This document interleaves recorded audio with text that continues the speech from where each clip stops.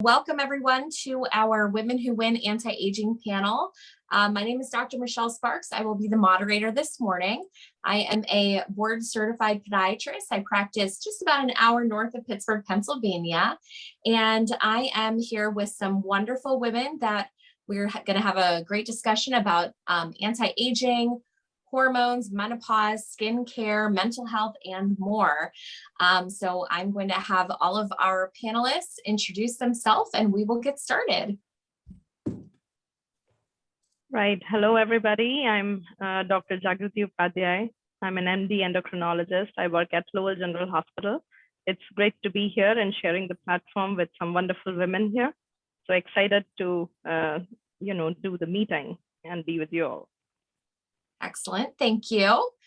And next, Tomi, would you like to introduce yourself?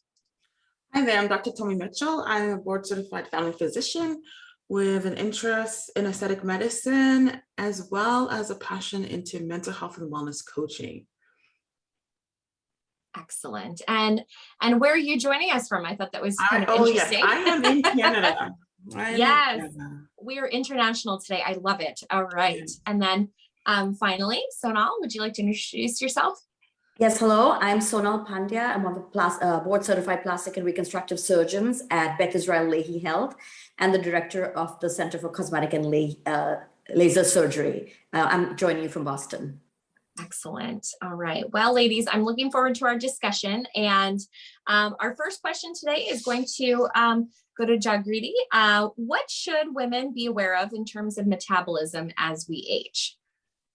So that's a really good question, right? Metabolism as such, I mean, just to quickly review what is metabolism, right? So metabolism is a sum of all the energy, so food in and food out, and all the energy that, is used or, the food that we take in gets converted into the energy, which is used by the cellular expression, and that is moderated by metabolism.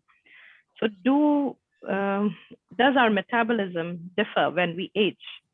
The answer is yes and no.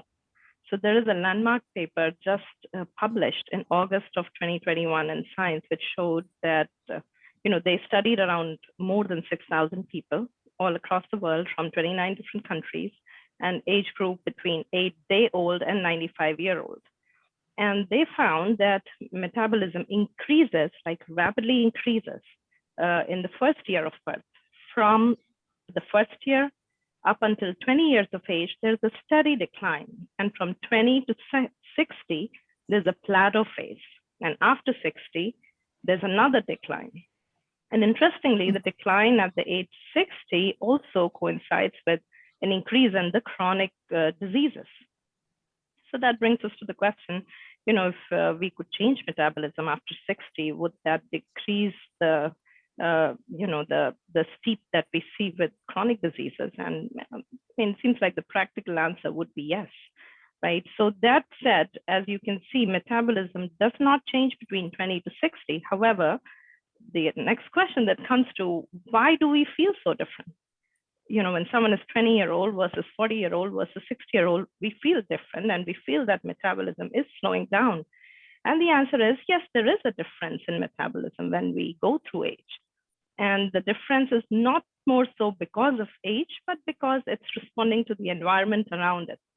And that is, the muscle mass.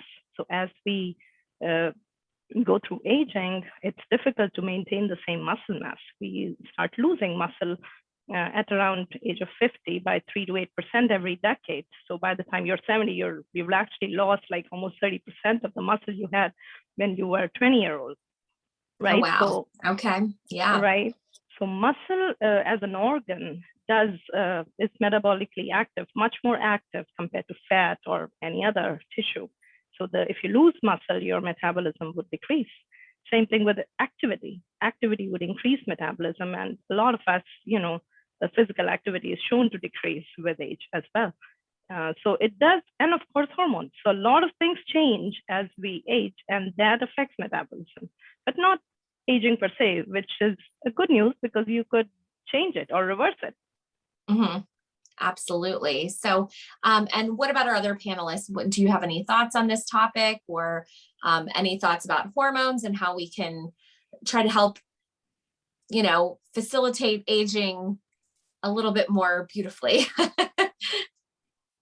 Well, you know what, Doc, you made some amazing points. I wasn't aware of that recent journal. So I would love to check it out because, in family practice, patients often say, and even medical communities say, you know what, your metabolism slows down, et cetera, et cetera. So it's all metabolism's fault, or mostly metabolism fault for your weight gain, et cetera, et cetera. But you know what? You said something beautiful. It's actually not. It's our environment. It's nature nurture. Like it's beautiful. That means it's in our control. Yeah. So I can throw the ball back at us, including myself, because I'm a patient, just like we're all patients. Right? Absolutely. Absolutely. Yeah. So that's what I tell my patients, that, you may have a slower metabolism, but the good news is that you could improve it.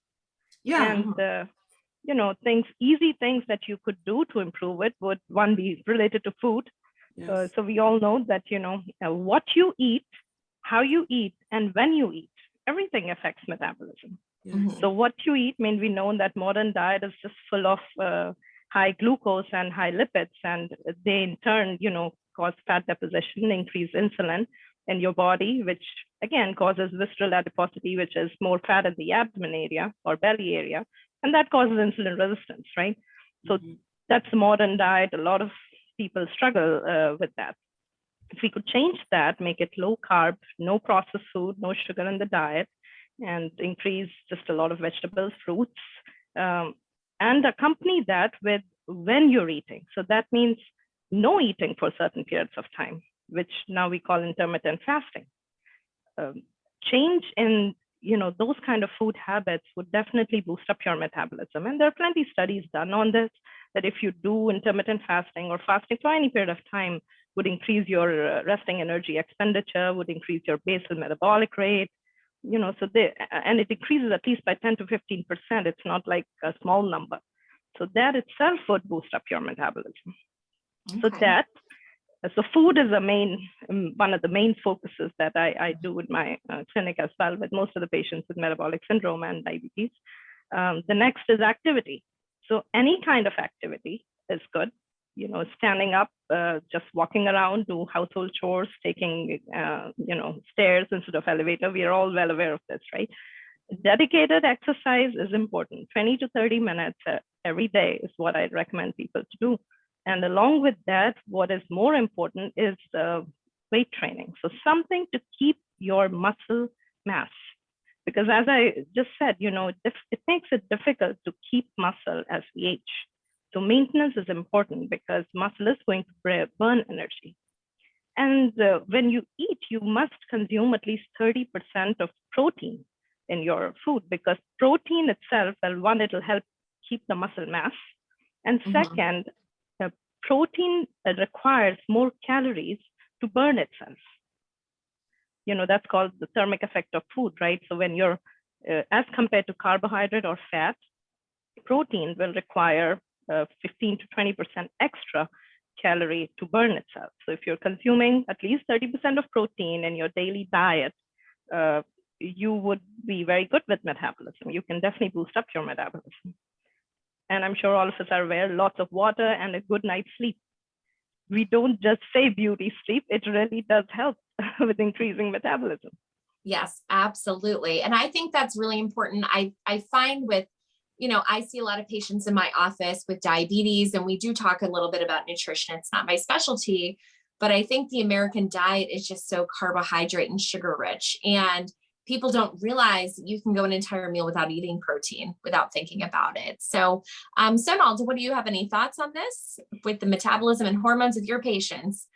I think these are all things we know about, but amazing reminders, which I always start telling patients, they come to me for more invasive treatments and more invasive advice. But as I said, you really want to start with the basic, which is rest, diet, and sleep, and water. So I think just reinforcing everything that you've said really is the basic groundwork or foundation before they start more invasive treatments. Absolutely.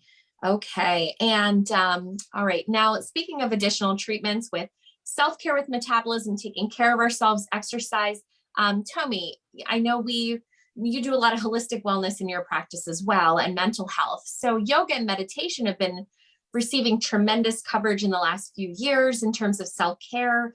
What other self-care strategies do you have that you recommend for your patients in your practice?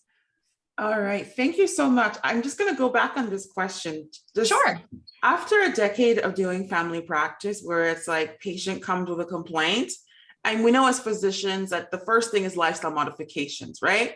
So we do the song and dance, we tell them, they roll their eyes, they say, sure, whatever, I've tried everything. And we know they haven't. And then they're like, okay, is there a pill for that? And then, you know, as professionals, we give them their prescription and the way they go. Well, I got tired of doing that. I got tired of being a professional pill popper for patients. I don't like Band-Aids. So that's why a holistic approach makes my heart sing, because now I can say, look, let's start at the foundation, because that's why you're coming to see me. You're not coming to see me as a physician who can prescribe your diabetes pill or your weight loss pill. Now, I'm not against any of those. There's a time and place for everything. But first, what's the foundation? Society has been talking a lot about stress, mental health. It's like a buzzword. It's like a hashtag. It's like the cool thing, which is great, but we're missing the point of truly mental health and wellness. It's not just yoga and meditation. That's a very, very small part of it, to be honest, because there are a lot of people who practice yoga and meditation fairly regularly, and they're unhealthy. They're not happy. They're not balanced. So you have to look at the wellness wheel approach to life. So we've mentioned stress. Stress is the root of most conditions, inflammation, free radicals, et cetera, et cetera. So what's happening in your world with stress? And let's face it, stress is everywhere. And there's good stress, quote unquote, and there's bad stress. Like bad stress is like your car broke down. So your kid is sick. Good stress is like you got married, or you're studying for your bar exam or your board exam. That's good stress.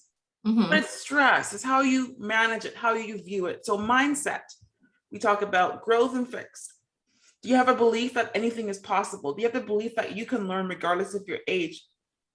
Can you genuinely be happy for someone when they succeed? Or is the first thought inside of you jealousy? And you ask yourself, why is that? Is it because you feel that you cannot accomplish those things? Is it because you feel that you don't have the tools? Well, someone who has a healthy growth mindset says, good for that person. They studied hard.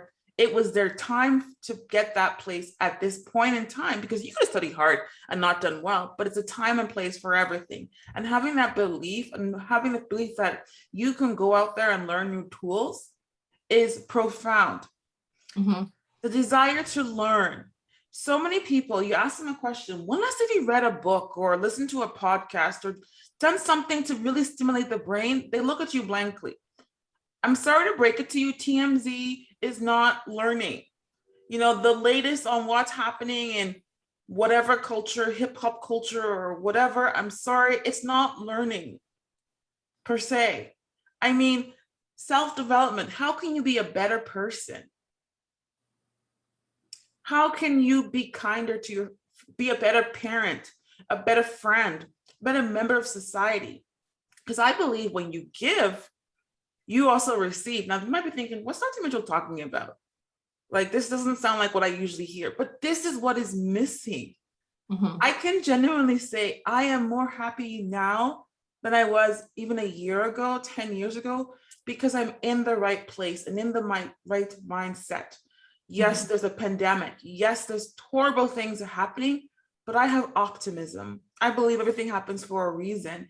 And the things that are within my control, I work on modifying them. And that includes exercise, which we talked about, the weightlifting. Diet is so important. Majority of our illnesses are caused by ourselves. They are self-inflicted. We might be thinking, whoa, Dr. Mitchell, that's pretty rude and mean. No, it's the truth. Okay, at least in my 10 years of practice, it is the truth. It's by us. It's the choices we make. It's the unwillingness to sacrifice, to no, I'm not going to go to the drive-through and pick up this for my kids because they quote unquote deserve it after being good kids. No, you are going to go home and prep something fresh, or the night before, plan, take time out of your schedule. Maybe while you're watching whatever you watch, cut things up in your kitchen, put them in the fridge, freeze meals, get your protein-rich foods. I'm a big fan of curry and seasoning, and like, I love food all, like, I love food. I'm a foodie.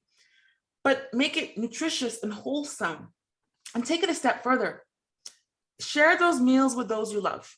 That's right. You pause, you sit at the dining table. And if we go back in history, when as Americans and Canadians and us in the first world country, we left the dining table and sitting together as a family unit, we lost a lot of things. I remember thinking, Dr. Mitchell, that is so not politically correct. What are you talking about? But that's why I said I'm unhinged. I say the truth.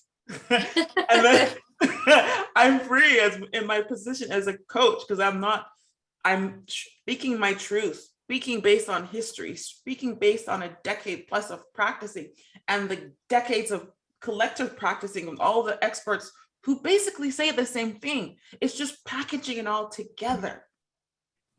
Absolutely. And I think, as women, as working women, as mothers and heads of household, we really do have a tendency to burn the candle at both ends. And I know one of the things I've been trying to do this year as just a goal is to take 30 minutes to myself 3 days a week. And it doesn't sound like a lot, but it's really hard to do. Yeah. And I know not my 30 minutes doesn't look the same way every day. I try to exercise, but sometimes I don't count that because I just want to read a book, or I just want to go sit in my hot tub outside or watch whatever I want to watch on TV. And it's really difficult having, I have a 10-year-old, I have a husband, I try to keep my house clean, I run a business, and it's one of those things I think that we all struggle with, but I think it's important to, have that kind of self-care identity at home. So what about our other panelists? What type of things do you do with self-care? So can I just add one quick thing before I forget? 94% of people fail because of failure to plan. And many great people in the world have said this in different ways, whether Benjamin Franklin, whether, what's his name? Edward Deming, like it's there. Failure to plan.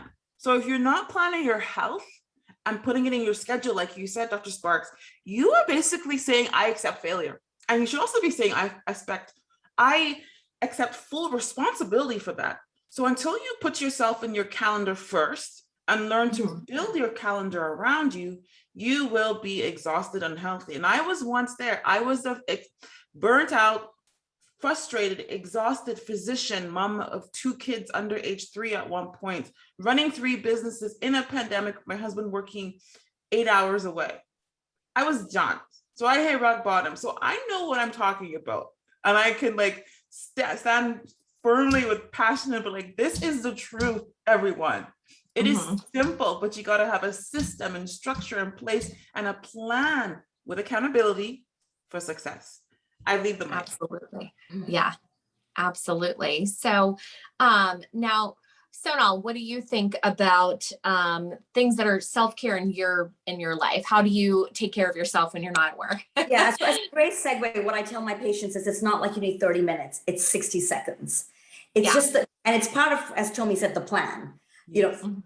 Think of putting that sunscreen out when you're not going to the beach, but when you're even driving in your car on a not particularly hot day. Just a simple thing that you can do every day or 5 seconds in a day, just to use the sunscreen.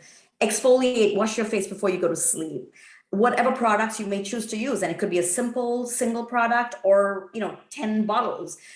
Stick to your skincare regime every night and every morning, and it's literally 60 seconds of self-care that goes a long way in skincare, anti-aging, prevention, rejuvenation, what you may. Oh yeah, I absolutely agree with you. I don't know why as women that's the hardest thing to do, because I know sometimes I don't want to wash my face at the end of the day, but I really, you have to. I don't know why that's so difficult sometimes after a long day, but yeah, I mean, I try, and I mean, you can see how pale I am, so I'm all about the sunscreen, so now, Sonal, with your practice, could you provide us some insight in the field of aesthetic medicine? And I'm going to have everybody else kind of chime in on that one as well, and its role in aging and wellness, because, sometimes we exercise, we eat right, we do all of those things we need to do, and it's maybe just not enough for us to get where we really want to be. Right. So I think the biggest change, the biggest trend today is towards preventative aging. individuals are starting younger. They want natural, subtle, more discreet results in whatever they do. They just want to do something that's going to harmonize their face and look like a better version of themselves. They don't want to look like a different person. They don't want to look overfilled, over puffy, overstretched, over taut. So I would say that the trend is towards prejuvenation or maintenance treatments or preventative treatments or little tweakments, as they're called. The other big change is, everybody does want to present their best face forward. Vanity has been timeless. But there's increased acceptance now and decreased stigma or judgment or shame in aesthetic medicine. So that's been a big change in patients being a little more open about the fact that they might seek aesthetic procedures or even be better about preventative self-care just to look their best. And I would say the biggest focus right now, the biggest changes have been that, number one, there's a major focus on medical grade skincare. This is using ingredients that have actually been validated or proven to work versus just, taking a moisturizer and using it. There's a ton of products out there. So medical skin grade is excellent. Modern technology and aesthetics have also combined and revolutionized the industry.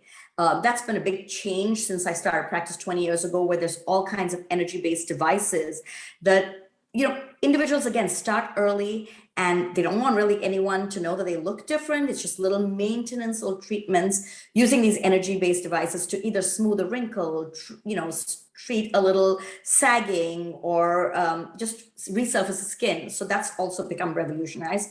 Injectables has always been popular, and that's sort of taking it to the next stage for people who are ready. Major stigma against it, the Botox and the dermal fillers, but again, to each his own and to each her own. So at some point, when patients are ready, that's a great way to start early, gradually make changes in self-care, self-appearance. And then obviously there's the sort of the Cadillac of everything, which is aesthetic surgery. Mm-hmm. Now, what ages is it really just kind of a to each their own, or like when you see people in your 30s, 40s, 50s, where are you kind of seeing them fit into your practice? So skincare, all ages, our children, teenagers, sunscreen, all ages. In terms of the medical skincare, I would say most patients coming in, or most individuals starting around their 30s. And a lot of the energy-based devices, I would say the average age of most of my patients are 40s, because that's about the age people start feeling that I'm losing a little volume, or I'm taking care of myself in all other aspects, exercising, eating right. So I feel like I'm losing volume in my face. Or they're a little more aware of lines getting stronger, more prominent, deeper. So I would say a very average good age for preventative tweakments, rejuvenation is probably in the 40s. But it can vary. There are some in their 30s, there's some that come in at 50 and 60 as well.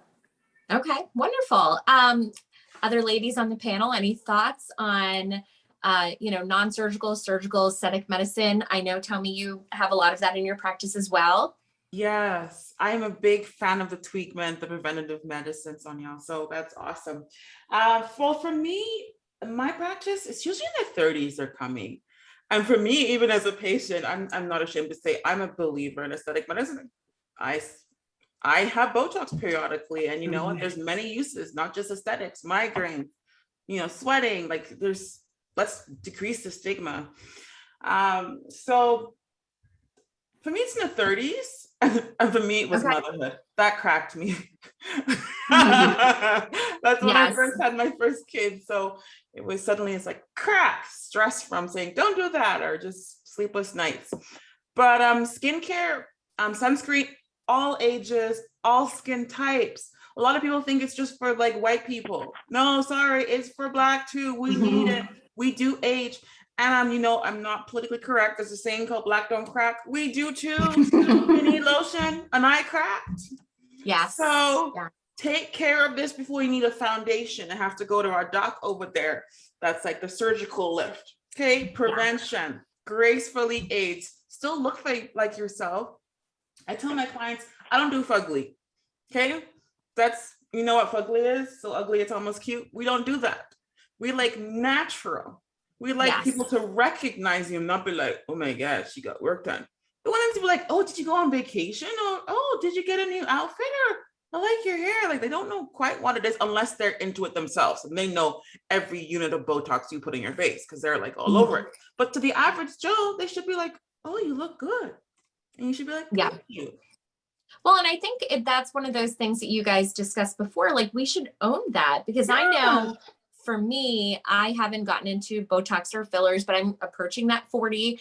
But I started microblading my eyebrows several years ago. And I remember the day after I did it, I had a patient comment on it and I was so self-conscious about it, but she was telling me to own it. And she was so happy that I did. And I think that's something else that goes into self-care, because when you feel better about yourself, you're going to be a better version of yourself. Jagriti, do you have any thoughts on this, or self-care things that you do at your home? Yes, well, I was just going to add that, I almost tell every single patient I see, drink enough water. 10 cups of water a day. As I drink my coffee, but yes, I I have a cup of water here. Well, guess what? Coffee There is you go. important. Coffee, believe it or not, increases metabolism. So you're good. Excellent. Yes. So lots of water, and certain foods that I try to tell them to eat, which are rich in phytoestrogen. So as we age, we know we go through menopause, our estrogen decreases. So there's certain foods that you could eat. I mean, they're not going to have the same effect as a replacement therapy, but you could still supplement your diet with that. And Mediterranean diet is very good with having a lot of foods rich in phytoestrogen. So like flax seeds, sesame seeds, pomegranate seeds, lots of soy-based things like soy milk, tofu. They're all very good for anti-aging. So that's what I kind of try to focus on.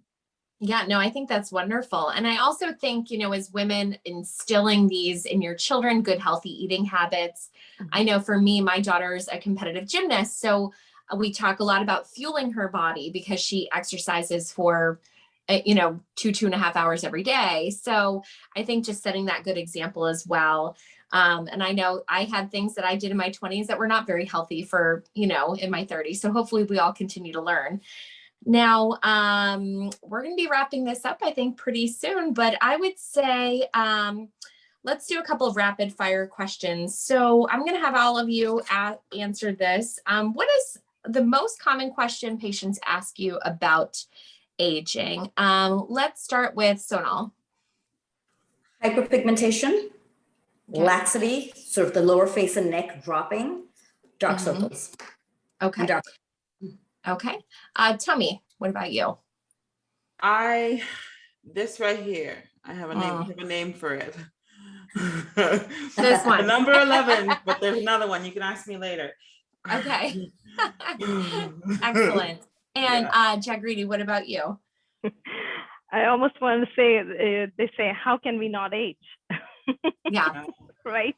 I love it. But most of it is, how can we slow down or increase our metabolism? And how can we, lose weight that we've gained? And how can we, especially the mood changes that come with menopause as well, that I get asked a lot. Okay. All right. Wonderful. I think we'll probably have one more time for one more thing. So why don't we talk about what are some of your favorite over-the-counter products? We all go to those, pharmacies, grocery stores to buy, certain things. I know we want to have those specialized things to take care of our skin and whatnot, but what are some of those real easy over-the-counter products that anyone can pick up? Let's start with Sonal. We'll go the same order. I think a sunscreen for sure. Definitely get a sunscreen. Retinol, if you're not going to choose the prescription level Retin-A, which is great, revolutionary treatment for wrinkles, go for the over-the-counter retinol. A serum, a vitamin C serum. You can get the full range of them, which is always good. And a hyaluronic acid serum as well. Wonderful. Okay. Tommy, what about you? You know what? The first thing that came to mind, even though it was Vaseline, you're like thinking Vaseline, it's cheap, it's affordable, and you know what? It works well on our feet. So many, forget their feet. Yeah. I'll give it to you. They forget their neck down. They may have the face of like a 40-year-old or 35-year-old, but their neck gives them away. And I'm like, whoa, don't forget the whole body. So the feet, and it's cheap. It's like $4.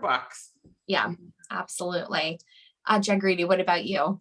A couple of things came to my mind when you asked this question. So one, I tell a lot of people, invest in a good multivitamin, because a lot of us don't meet our daily nutrition requirements through food, including calcium, vitamin D, vitamin B, biotin, things like that, which are very essential for your hair, nails, bones, a lot of health.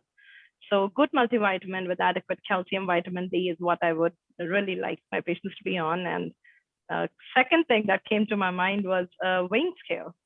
So if we just weigh ourselves every single day, there is data that, people lose weight as compared to those who are not weighing themselves every day. So that's an easy thing that one could do, and with COVID, recently I've started telling patients, invest in a standing desk. If you spend one afternoon just standing and working instead of sitting and working, you will burn out around 180 extra calories. So just stand instead of sitting. Interesting. Yes, I love that. Some good things that over the counter, easy and to invest. Okay. All right. Wonderful.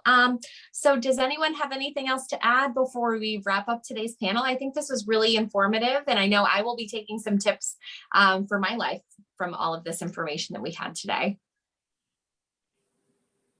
Well, we all know the term prevention is better than a cure. So let's make the changes today, right now, that will have a huge impact in our future. Those little small changes done consistently and it makes a difference in the long term. It's like, that thing, you double a penny. Is it a penny every day for a month? You end up with $1 million at the end of the month. Yes, one penny. Absolutely. So you double your penny. So I absolutely agree with you. Small changes, small steps, have small goals for yourself, just drinking adequate water for the day. Good. You did a great job that day, right? Having adequate protein, not snacking in between, not eating after dinner, the bedtime snack, and nothing before breakfast. That's a good goal. So just keeping small goals for ourselves. And even if you fail, you are not failing is very important to remember. To get up and keep going and just, start again. That's important. Absolutely. All right. Well, thank you guys very much. I really appreciate your time this morning. And I think this was a really informative panel. And yes, I'm very happy we got to meet online. Maybe someday we'll get to meet in person.